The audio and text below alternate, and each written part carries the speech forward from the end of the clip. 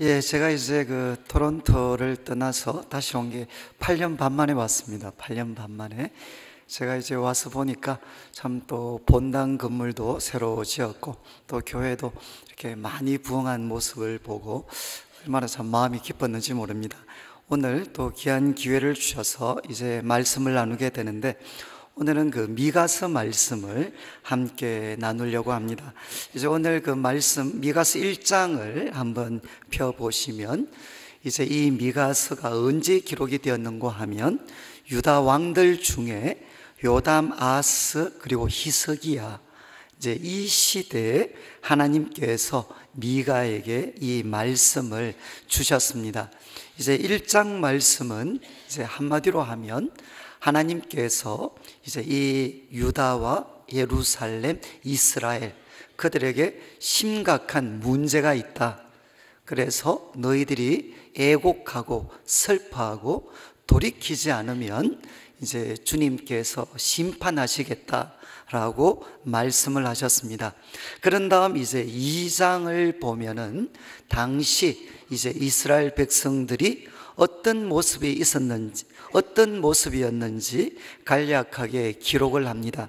2장 1절과 2절 말씀을 보면 한마디로 당시 이스라엘 백성들은 하나님의 백성이었지만 이제 소위 돈독이 올랐습니다. 돈독. 그래서 1절 말씀에 그들은 침상에서 죄를 꾀하고 또 악을 꾸미고, 그러니까 밤에는 잠도 자지 않고 죄와 악을 계획을 했다가 날이 밝으면 그 손에 힘이 있기 때문에 그 죄와 악을 행동으로 옮깁니다. 그래서 2절 말씀을 보면 밭들을 탐하여 빼앗고 집들을 탐하여 차지하고 그들이 남자와 그의 집과 사람과 그의 산업을 강탈하도다. 그러니까 당시 이스라엘 백성들, 특별히 힘 있는 사람들은 이제 소위 이 돈을 버는 것에 혈안이 되어가지고 밤에도 잠도 자지 않고 죄와 악을 계획했다가 날이 밝으면 그것을 실행에 옮겨서 약한 사람들의 밭과 집을 빼앗았습니다. 그리고 이제 6절과 7절 말씀을 보면 이런 어떤 돈에 사로잡혀져 있는 모습들을 보면서 이제 선지자들이 하나님의 말씀을 전합니다. 때로는 책망하고 돌이키기를 권하는 그런 말씀들, 예언의 말씀을 주면 6절에 그들은 말을 합니다. 너희는 예언하지 말라. 그러니까 목사님들께서 책망과 또 그런 회개에 대한 말씀을 전하면 말씀 듣고 있다가 아니 그런 말씀하시면 안 됩니다. 그리고 그 예언을 욕하는 말로 받아들였다는 겁니다. 그리고 그런 예언을 해서는 안 됩니다. 그리고 7절 말씀에 보면 아니 하나님은 그렇게 성급하게 벌 주시는 분도 아닙니다. 그러면서 선지자들을 통해 주시는 예언의 말씀을 거부합니다. 그리고 여전히 악한 일들을 하다가 11절 말씀에 보면 이제 때로는 목회자들 중에 포도주와 독주에 대해서 예언을 합니다. 이 말은 뭔가 하면 이제 책망하고 회개에 대한 말씀이 아니라 여러분 인생은 즐겨야 됩니다. 그러면서 포도주와 독주에 대해서 이야기하면서 뭔가 귀에 즐겁게 하는 그런 말씀들을 전하면 야, 이 사람이 진정한 선지자구나 이렇게 반응을 했다는 것입니다. 그러니까 이스라엘 백성들은 돈에 중독되어져 있고 그들에게 바른 말씀을 가르치는 선지자들, 그들의 가르침을 철저하게 외면을 했습니다. 그리고 3장에 보면 특별히 지도자들에 대해서 책망을 합니다. 3장 1절에 보면 내가 또 이르는데 야곱의 우두머리들 이스라엘 족속의 통치자들아, 그러면서 들으라. 정의를 아는 것이 너의 본분이 아니냐. 그러니까 지도자들은 정의를 알아야 됩니다. 그리고 그것을 실행에 옮겨야 되는데 2절 말씀을 보시면 그 지도자들은 선을 미워하고 악을 기뻐했습니다. 뒤바뀌었죠. 선을 미워하고 악을 기뻐하면서 이제 이어지는 말씀을 보면 저는 이 성경에 이렇게 좀 과격한 말씀이 있나. 2절 후반부를 보십시오. 그 지도자들은 내 백성의 가죽을 벗깁니다. 가죽을 벗기고 그리고 그 뼈에서 살을 뜯어 3절 말씀 그들의 살을 먹고 또 가죽을 벗기고 그 뼈를 꺾어 다지기를 냄비와 속 가운데 담을 고기처럼 하는도다. 그러니까 지도자들이 그 백성들을 얼마나 악랄하게 착취를 했느냐. 정말 가죽 벗기고 고기는 있는 대로 뜯어서 삶아 먹고 그리고 남은 고기들도 또 냄비와 솥에 넣어가지고 끓여서 정말 백성들의 고열을 짜내는 그런 지도자들의 모습을 생생하게 묘사하고 있습니다. 자, 그러면 백성들은 이렇게 타락을 했고 그리고 정치적인 지도자들도 타락을 했습니다.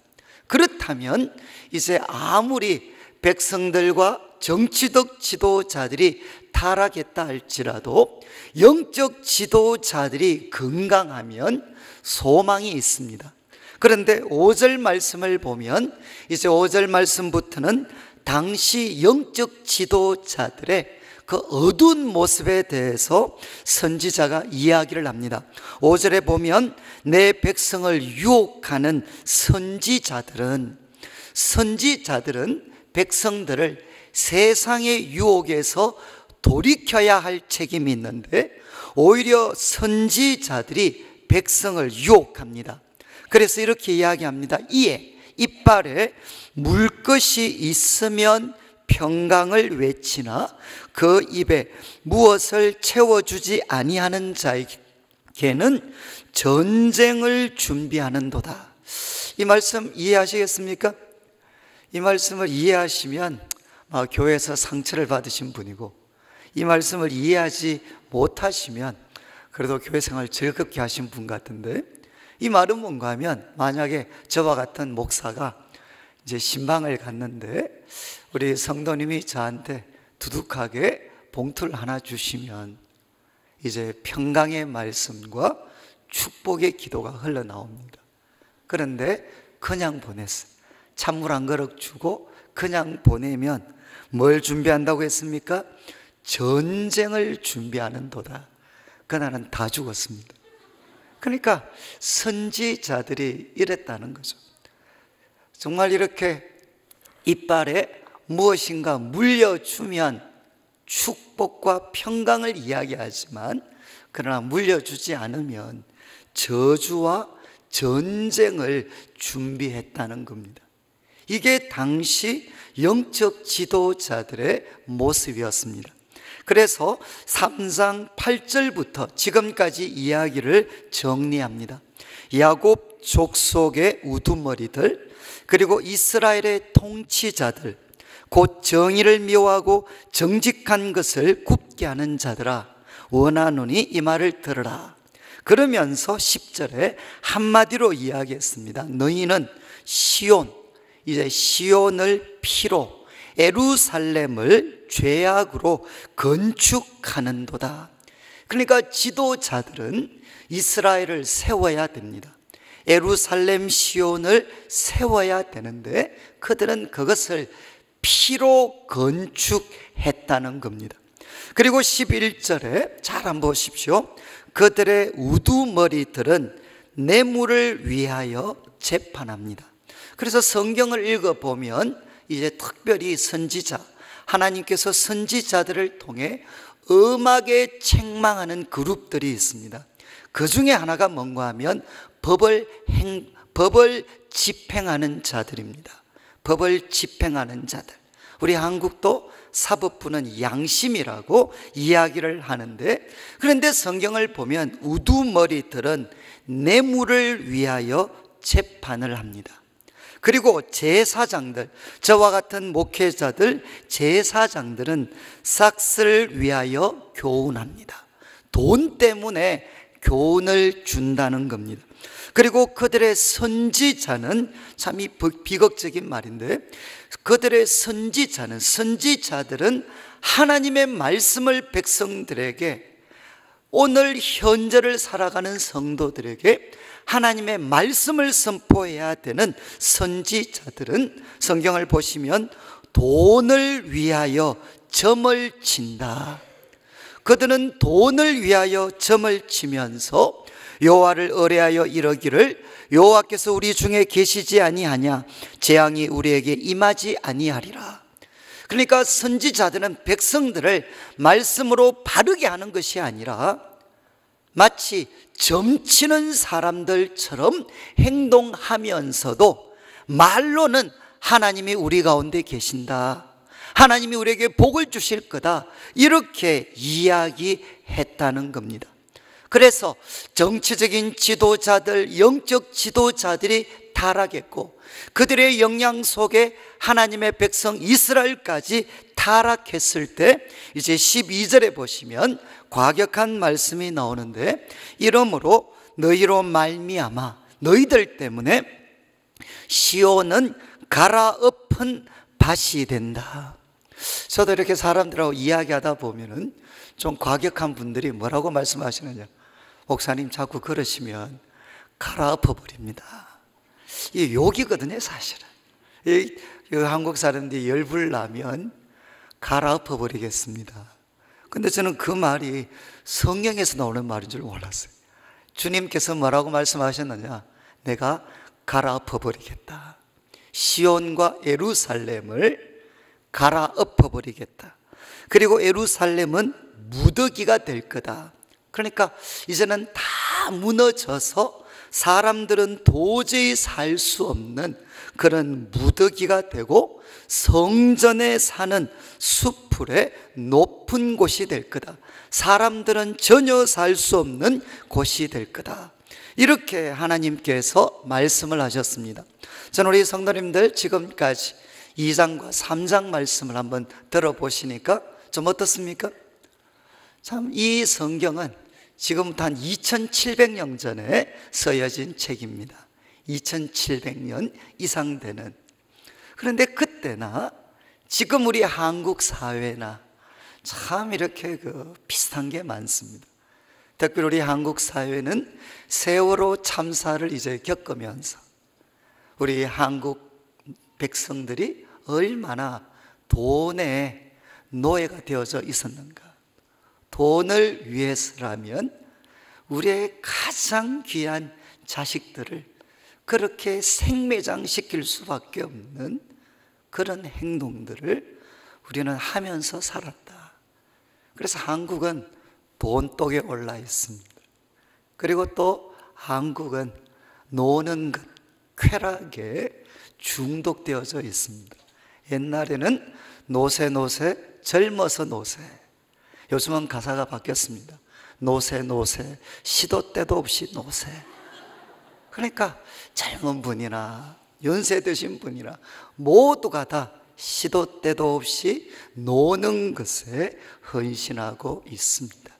그러니까 이제는 사람들이 하나님의 말씀을 통해서 책망하면 바로 문자가 날라옵니다. 한 번 더 그런 말씀하시면 가까운 교회에서 뵙겠습니다. 그러니까 사람들은 예언의 말씀을 싫어합니다. 그리고 나아가서 정치적 지도자들, 정말 입만 벌리면 백성을 위한다고 말했던 지도자들, 그들은 오히려 정말 백성들을 헤쳐먹고 고열을 짜내고 있는 그 악으로 피로서 나라를 세워가고 있는 그런 암울한 모습을 우리는 생생히 보고 있습니다. 그런데 더 이제 가슴 아픈 것은 교회의 모습입니다. 이제 한국 교회의 모습은 지금 선지자들이 묘사한 이 모습과 다르지 않습니다. 목사들의 이미지는 어떠냐? 한마디로 돈을 좋아하는 사람입니다. 입에 무엇인가를 물려주면 축복과 평화를 이야기하지만 조금만 냉대하면 바로 저주와 전쟁을 준비하는, 그래서 말씀을 전하지만 그 배후에는 경제적인 이익과 성경에서 마치 점을 친다고 이야기할 만한 그런, 점점 세상은 안 믿는 사람들은 그렇게 이야기합니다. 목사들이 점점 무당을 닮아가고 있습니다. 그래서 이 말씀을 통해서 본다면 앞으로 한국 교회와 한국 사회는 어떻게 될 것이냐? 잘못하면 하나님이 갈아엎어 버리실 수가 있습니다. 이런 어두운 배경 속에서 이제 오늘 본문에 어쩌면 성경 가운데 가장 아름답고 놀라운 그 비전과 꿈을 하나님께서는 하나님의 백성들에게 허락하셨습니다. 하나님은 그들을 책망하십니다. 그리고 그들을 징계하십니다. 그러나 그것이 끝이 아니라는 것입니다.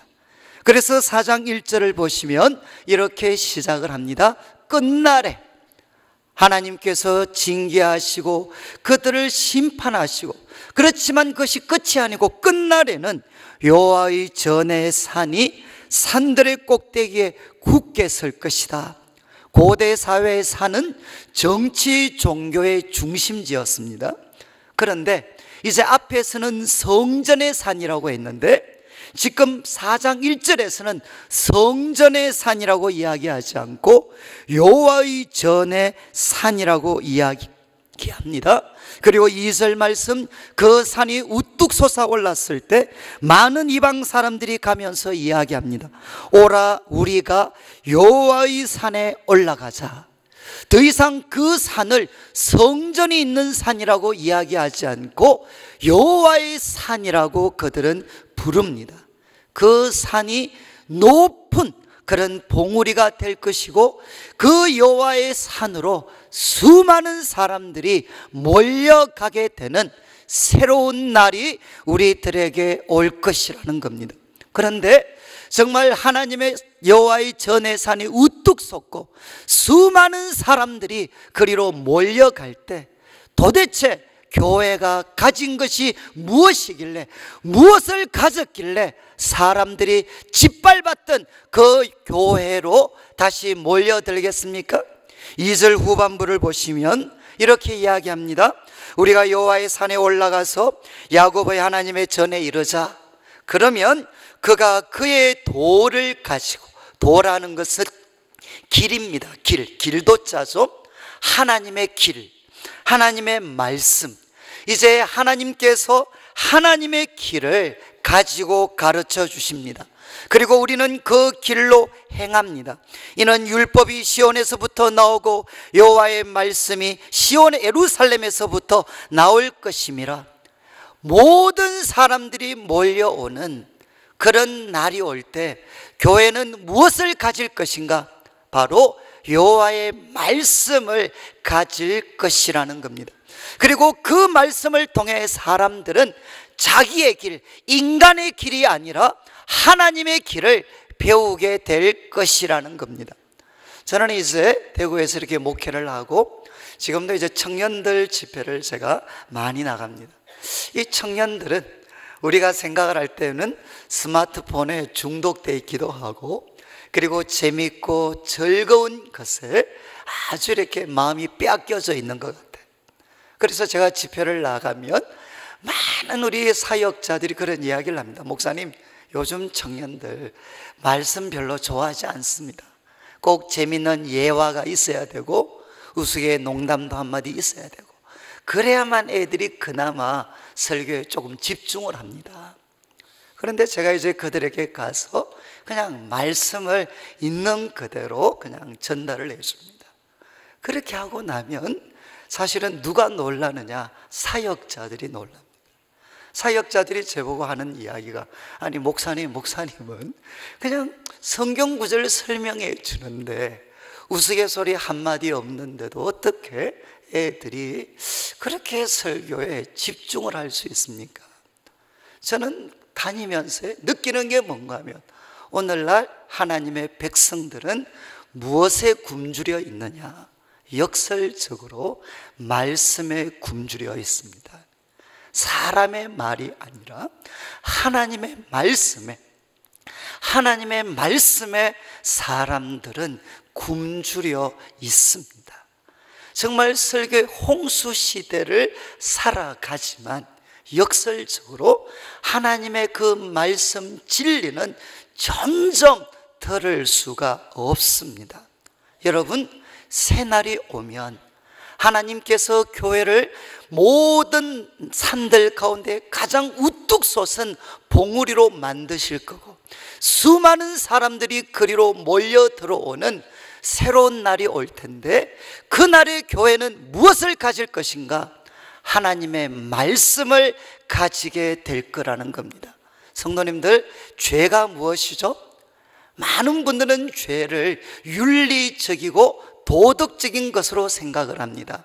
그런데 성경이 이야기하는 죄의 핵심은 뭔가 하면 하나님에 대한 자기 주장입니다.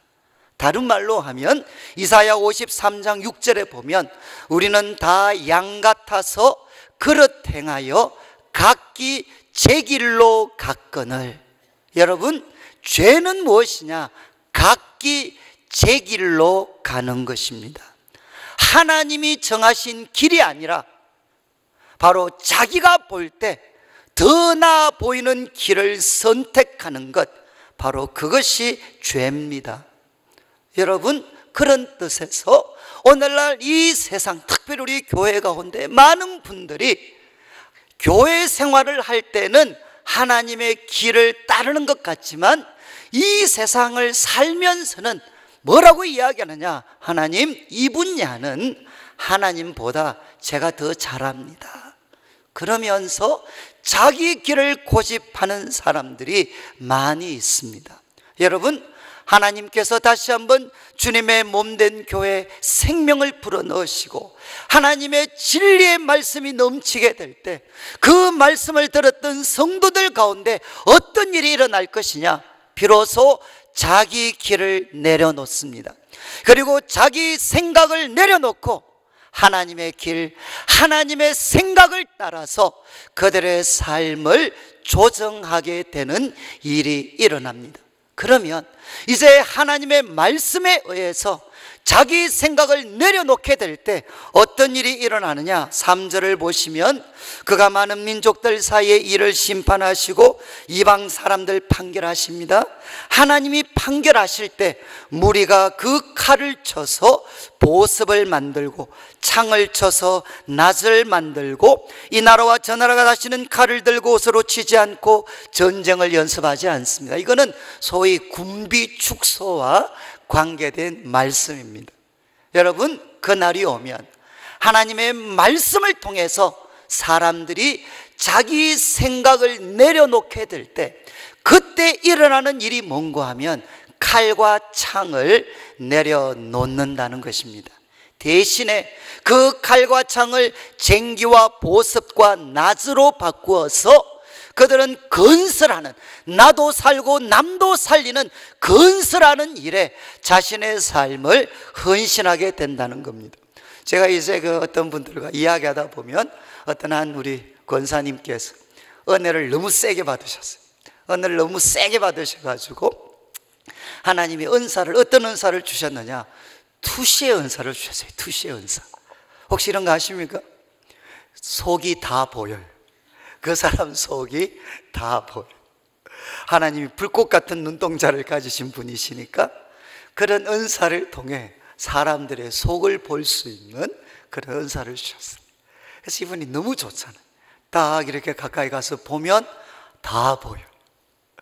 이분이 너무 좋아서 이제 대구에 가면 중심부가 동성로라는 곳이 있습니다. 이제 대구백화점 앞인데 이제 거기 딱 서서 지나가는 사람들을 뚫어지게 쳐다봤어요. 그러니까 어떤 일이 생기겠습니까? 다 보여요. 그 사람들 속에 무엇이 있는가가 그냥 다 보였어요. 근데 처음에는 참 좋았는데 갑자기 두려움이 몰려왔어요. 왜냐하면 지나가는 사람들을 보니까 남자들은 양복을 입고 멋있는 모습으로 지나가고 여자분들은 화장을 하고 아름다운 모습으로 지나가는데 지나가는 사람들이 예외 없이 그 마음에 칼을 하나씩 다 품고 있더라는 거예요. 아니, 여자분도 웃으면서 예쁘게 지나가는데 보니까 마음에 칼이 있어요. 그리고 남자분들도 점잖게 지나가는데 보니까 마음에 칼이 있어요. 그래서 갑작스럽게 두려움이 몰려오기 시작을 했어요. 아니, 내가 어떤 세상을 살고 있느냐, 마음에 칼을 품고 있는 사람들에게 내가 포위되어서 내가 살아가고 있구나 하는 것을 갑자기 느끼게 됐어요. 그러니까 은혜를 받고 나서 그런 투시의 은사를 받고 나니까 도저히 이 세상을 소위 맨정신으로는 살 수가 없을 것 같아요. 그래서 기도를 했습니다. 하나님, 거두어 가십시오. 저는 제가 참 이 이야기를 들으면서 공감이 됐습니다. 성도님들, 저도 약간 관상을 봅니다. 저도 조금 봐요. 그런데 성도들 가운데도 마음에 칼을 품은 사람이 너무너무 많습니다. 다른 말로 하면 우라통에 있는 사람들이 너무너무 많습니다. 그래서 우리 한국에도 보면 가끔 우리 연세 드신 여자분들이 그런 이야기 하잖아요.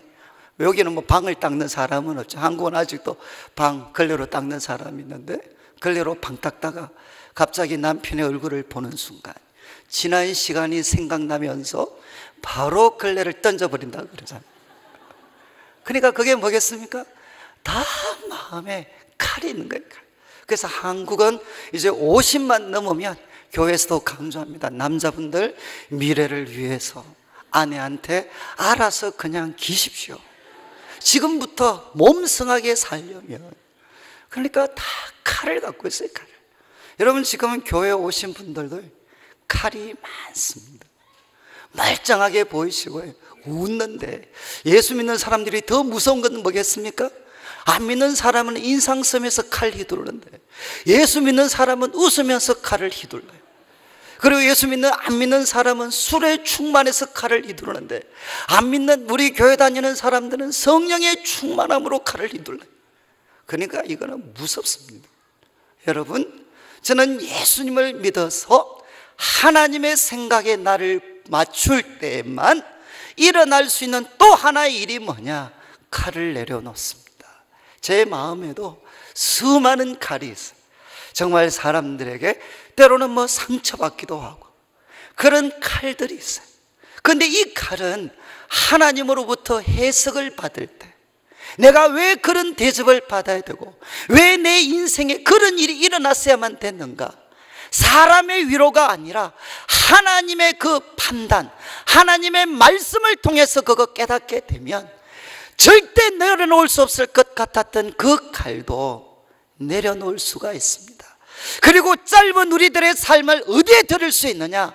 파괴적인데 복수하는 데 서지 않고 건설하고 세우는데 우리들의 삶을 헌신할 수가 있습니다. 여러분, 그래서 복수의 칼을 내려놓고 그것을 쟁기와 보습으로 만들어서 나도 살고 남도 살리는 삶에 내 자신을 헌신할 때 그때 4절을 보십시오. 각 사람이 자기 포도나무 아래와 자기 무화과 나무 아래에 앉을 것이고 그들을 두렵게 할 자가 없을 것입니다. 여러분, 이것은 성경이 이야기하는 태평성대에 대한 묘사입니다. 이스라엘이 가장 태평성대했을 때가 솔로몬 시대였습니다. 그때 솔로몬 시대의 모습을 이렇게 묘사했습니다. 사람들 한 사람 한 사람이 자기 포도나무 아래, 자기 무화과 나무 아래에서 앉을 것이다.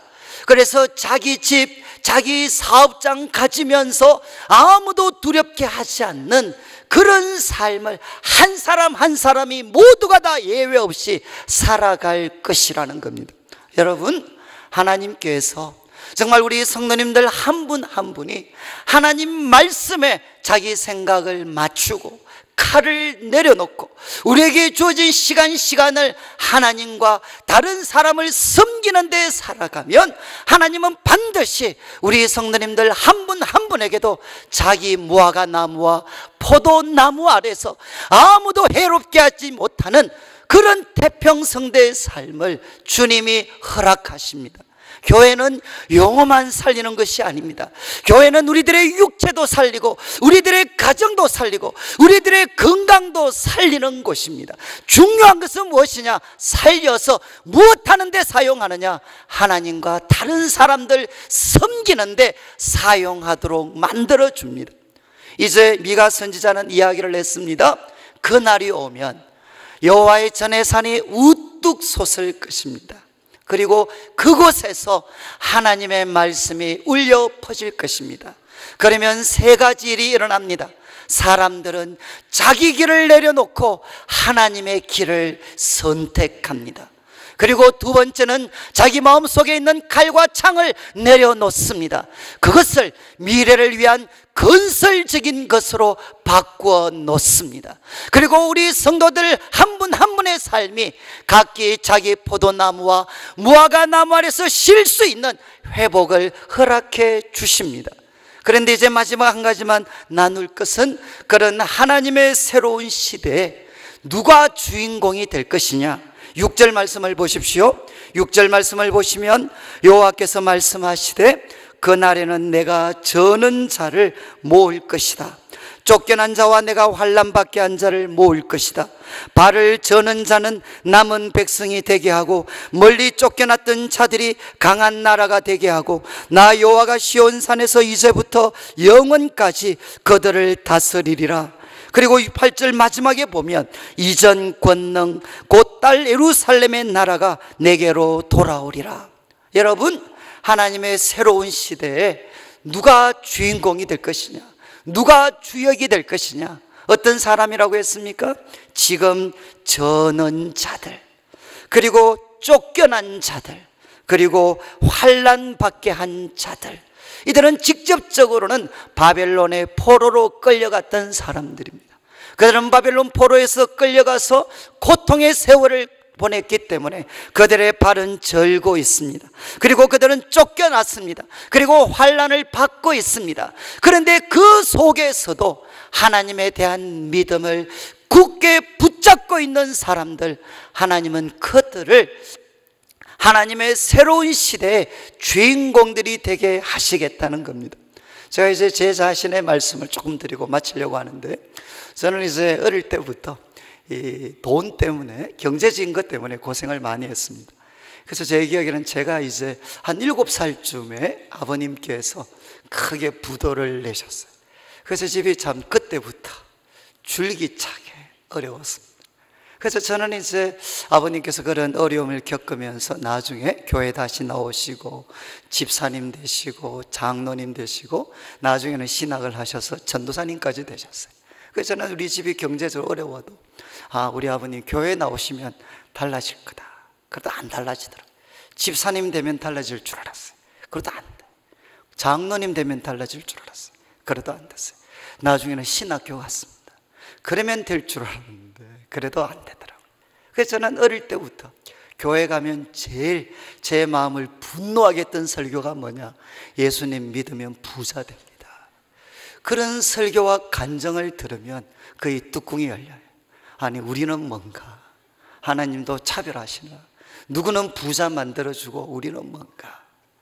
그런데 이제 제가 이제 목사가 되었고 대구 내려갔을 때 97년도 IMF 오기 바로 직전에 이제 저희 아버님께서 최종적으로 부도가 나셨어요. 부도가 나서 집이 한마디로 쑥대밭이 됐습니다. 이제 아버님도 멀리 도망가시고 어머님도 멀리 피하셨어요. 그래서 저는 지금도 잘 그곳을 모르는데 아마 수도권 쪽에 가서 한 2, 3년 정도를 어머님께서 가정부 생활을 하셨어요. 그리고 이제 모든 빚쟁이들은 대구에 저만 남아 있었으니까 이제 저에게 왔어요. 근데 그럴 수도 있는 게 우리 어머님이 돈 빌릴 때 뭐라고 하셨느냐? 아들이 대학 졸업하고 나면 갚아준다 그러더라. 이래가 저를 팔아서 돈을 많이 빌렸어요. 그래서 이제 저한테 오셨어요. 그런데 이제 뭐 제가 목사가 됐는데 무슨 돈을 벌겠습니까? 그러니까 이제 아버님도 많이 도망가셨고 어머님도 피하셨고 빚쟁이들은 찾아오는데 금액이 도저히 우리 힘으로는 어떻게 해결할 수가 없고, 그런데 부도 나기 직전에 아버님께서 공장에서 일을 하시다가 쌓아놓았던 그 자재가 넘어져서 다리를 또 심하게 다치셨어요. 그래서 다리를 절고 계셨어요. 그래서 집이 이제 쑥대밭이 됐습니다. 그리고 나서 이제 더 이상 미래를 꿈꿀 수가 없었어요. 그때 이제 제가 한번 서울에 올라갈 기회가 있었는데, 그때 이제 열차에서 제가 성경을 펼쳤어요. 성경을 펼쳐서 묵상을 했는데 그때 말씀이 이 미가서였어요. 미가서. 그때 정말 저는 심각했습니다. 하나님, 이게 예수님 믿는 끝입니까? 결국 이렇게밖에 안 됩니까? 만약에 과연 우리 집이 다시 부모님들 모여 살 수 있겠습니까?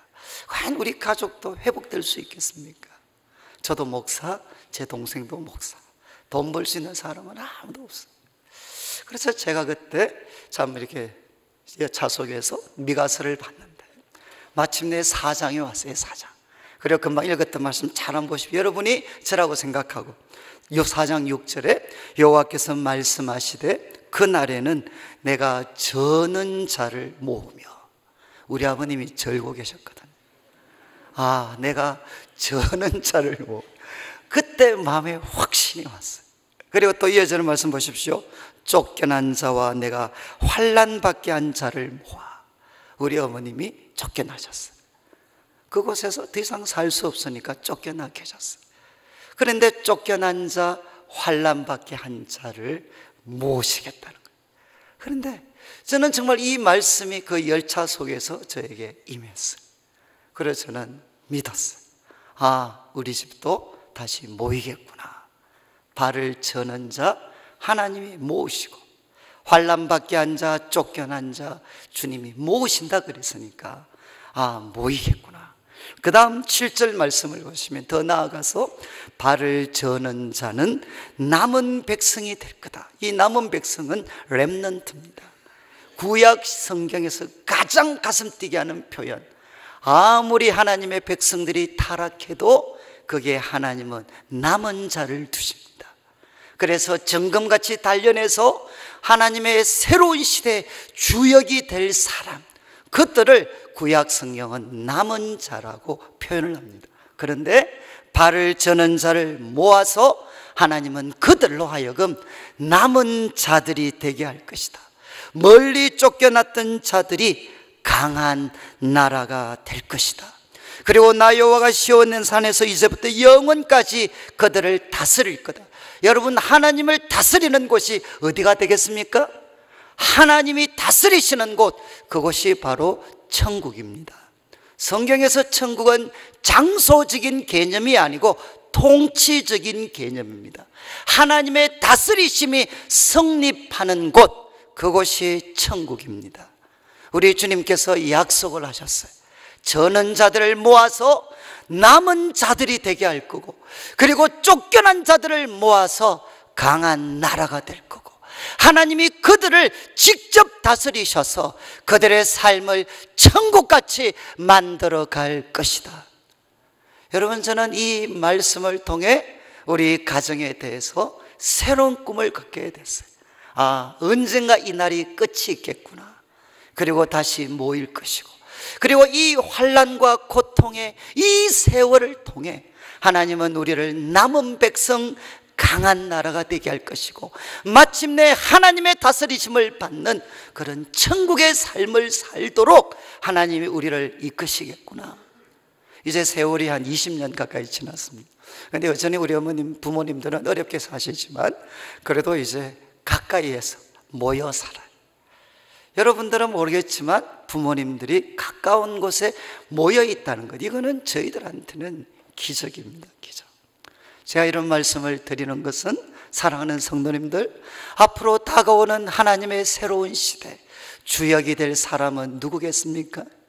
하나님이 주신 복에 취해서 정말 하나님과 주님의 몸된 교회를 섬기는데 헌신하기보다는 그 즐거움을 누리는 사람들이겠습니까? 아니면 지금 발을 절고 있고 환난과 그리고 쫓겨난 자리에 있지만 거기서도 오직 주님 한 분만 붙잡으면서 살아가는 사람들이 새 시대의 주역이 될 수 있겠습니까? 저는 제일 보고 싶은 모습이 바로 이거죠. 한국교회는 부에 취했습니다. 하나님이 주신 축복에 취했습니다. 목회자들도 취했습니다. 우리가 잃어버린 것이 무엇이냐? 하나님 앞에 대한 겸손, 사람을 향한 겸손, 역사에 대한 겸손. 하나님이 이것을 주신 것은 하나님의 영광을 드러내고 수많은 사람들을 섬기라고 주신 것인데, 마침내 이것이 내 것인 것처럼, 내가 특별한 사람인 것처럼 행동하다가 한국 교회와 한국 사회는 쓰라린 고통을 당하고 있습니다. 사랑하는 성도님들, 저는 이제 오늘 말씀을 마무리하면서 한 구절만 더 한번 보시면 좋겠는데, 제가 이 미가서 7장 7절, 8절 말씀을 제가 한번 읽겠는데 6절 말씀 같은 것도 한번 기억하시면 좋겠습니다. 이거는 뭐냐? 사람의 원수는 집안 사람이다. 이런 거 메모해 놓으시면 좋아요. 야, 이런 또 좋은 말씀이 있구나. 며느리와 시어머니가 싸울 거다. 성경에 그대로 나와 있어요. 그러니까 이제 싸울 거다. 그래서 믿을 사람은 하나도 없다. 그리고 이제 7절 말씀, 오직 나는 여호와를 바라볼 거다. 그러면서 8절, 나의 대적이여 나로 말미암아 기뻐하지 말지어다. 대적들이 언제 기뻐하겠습니까? 내가 넘어져서 일어나지 못하면 기뻐합니다.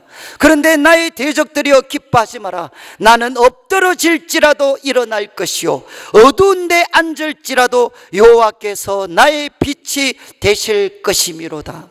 저는 어떻게 보면 우리 가정의 그런 고통의 기간을 거치면서 제가 평생 붙잡았던 말씀이 바로 이 말씀입니다. 나의 대적이여 기뻐하지 마라. 나는 엎드러질지라도 일어날 것이다. 어두운 데 앉을지라도 여호와께서 나의 빛이 되실 것이다. 사랑하는 성도님들, 오늘 말씀 마무리하면서 정말 우리 한국교회, 한국사회는 하나님 보실 때 하나님께서 갈아엎어버리실 수밖에 없는 그런 부끄러운 모습 가운데 있습니다. 그러나 하나님은 성경을 통해 새로운 꿈과 비전을 주셨습니다. 하나님은 교회를 버리시지 않습니다. 그리고 마침내는 다시 한번 주님의 몸된 교회를 모든 산들보다 더 우뚝 솟은 봉우리가 되게 할 것입니다. 저는 이런 교회가 우리 본 한인교회가 되면 좋겠습니다.